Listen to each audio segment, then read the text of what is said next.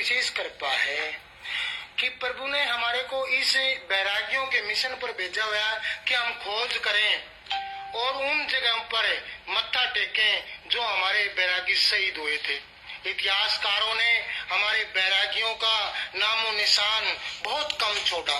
आज हम बीरड़दास स्वामी की जन्मभूमि अरोनाथ, तहसील भिवानी, जिला भिवानी, तहसील भिवानी गढ़ा अरोनाथ में पहुंचे। वहां पर हमारे साथ मेरे परम प्रिय बीरबल स्वामी जो हमारे दक्षिण हरियाणा के प्रभारी हैं, वो बैठे हुए हैं। बीरबल स्वामी तो बात बोलेंगे। प्रणाम जी। हम बड़े सौभाग्यशाली हैं कि हम ऐसे योद्धाओं के वंशज हैं और आज इनकी जन्मभूमि पर पहुंचकर हम अपने आप को गौरवान्वित महसूस कर रहे हैं।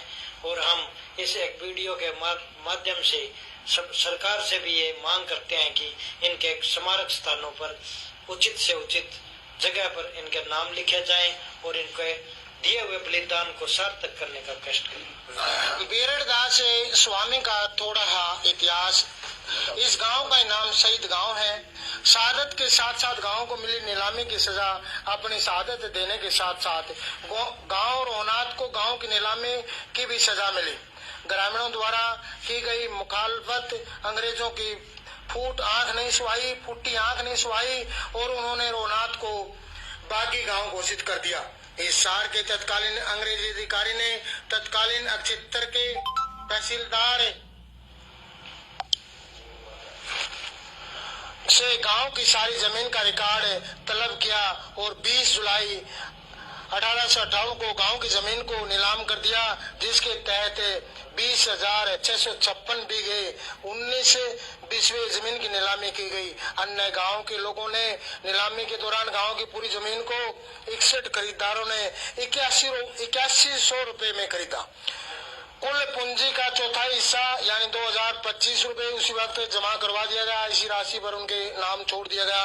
अंग्रेजों ने हुकूमत की बर्बरता व क्रूरता को झेलने वाले गांव रोनाथ के निवासियों को देश की आजादी के लिए की गई अपने पूर्वजों की शहादत हमेशा नाज रहेगी। इस ब्रह्मांड में सूरज चांद रहेगा, बीरड़दास बैरागी का नाम रहेगा।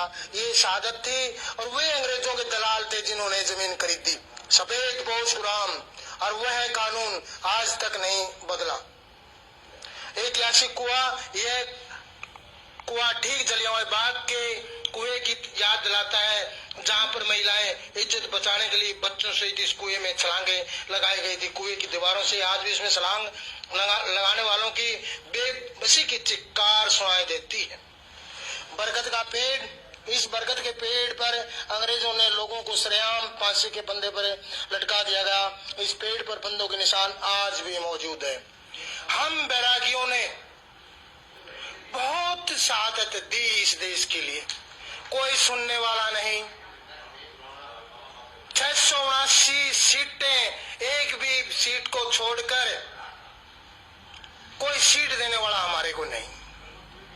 745 से शहीद हुए बैरागी, हम वो बैरागी जब लोगों के पास चाकू छुरी नहीं थी, जब हमारे पास तोप थी, तलवार थी, वो मैंने अपनी आंखों से देखी है। जब तक सूरज चांद रहेगा बीरड़दास बैरागी का नाम रहेगा। मैं नम्र निवेदन करूंगा, मास्टर जगबीर राष्ट्रीय महासचिव 2 बातें अपने बैरागी समाज के लिए बोल रहे हैं। मास्टर जगबीर वैष्णव। नमस्कार जी।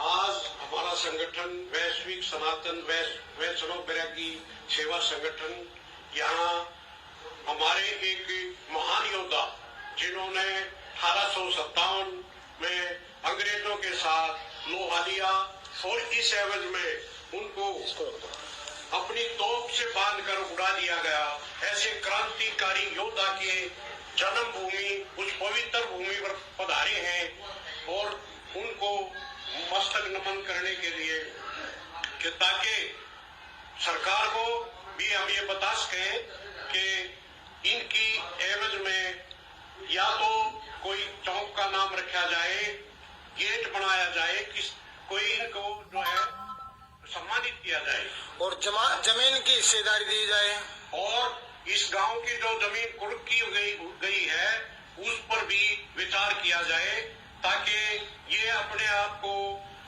जिन्होंने आजादी की लड़ाई में कितना बढ़ चढ़कर भाग लिया और उनकी जमीन से भी वंचित कर दिया गया, तो आज तो हम स्वतंत्र हैं, तो ये सरकार इस पर गौर करे।